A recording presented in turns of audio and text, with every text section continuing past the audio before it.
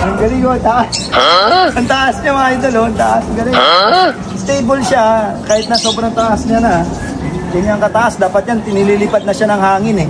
Pero stable oh. Tapos, ang tagal niyang malobat. Nakikita nyo rin may monitoring ng battery. Tsaka ng battery netong controller. Kahit steady lang, kahit di natin siya hawakan, steady siya sa taas. Kaya sa mga naghahanap ng practice drone, ay may ibon oh. So ito na yung highly recommended ko. Pwede nyo na itong mabili sa Yellow Basket dyan sa video, sa baba. So 3,200 lang. May dalawang battery ito ah. Extra na, 3.2 na. Ayan, nakikita nyo, stable talaga yung lipad ng drone natin sa taas.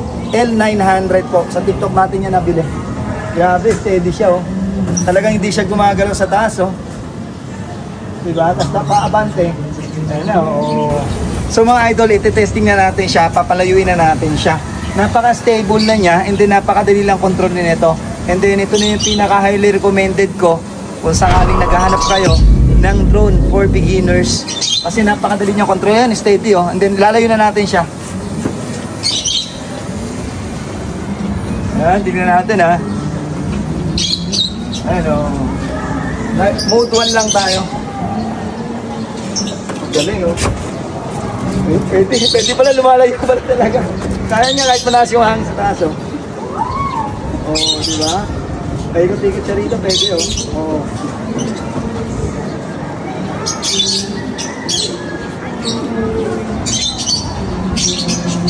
Okay ah.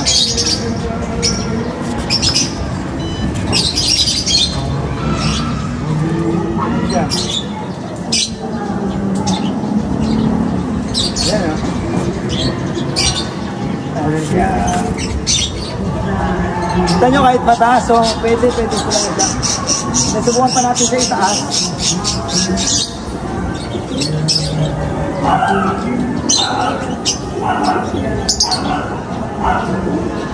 Ang galing, ang taas no? Ang galing oh, taas.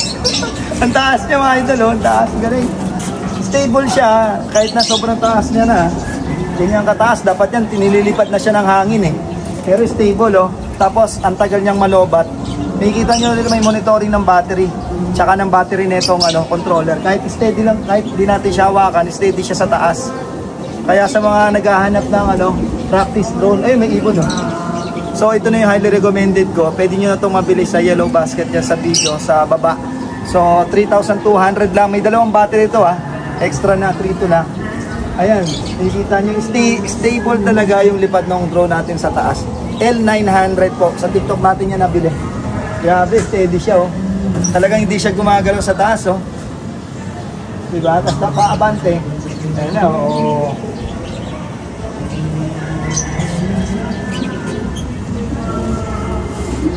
Ayan na siya.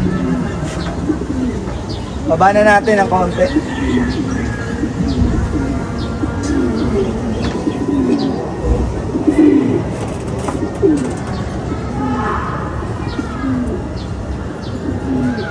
Pabalikin na natin yan. Pwede yung maglaro-laro dyan. Ang galing oh. Kahit maglaro-laro na kayo sa taas oh.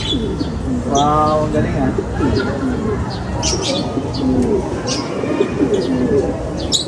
Ang tagal naman noobat. Pabalikin na natin. Ayos ah. Pag-training, ayan na siya. Baba na, stable pala talaga siya. So antayin nyo lang yung GPS nya. Hindi kayo mamumblema. Ayan na siya.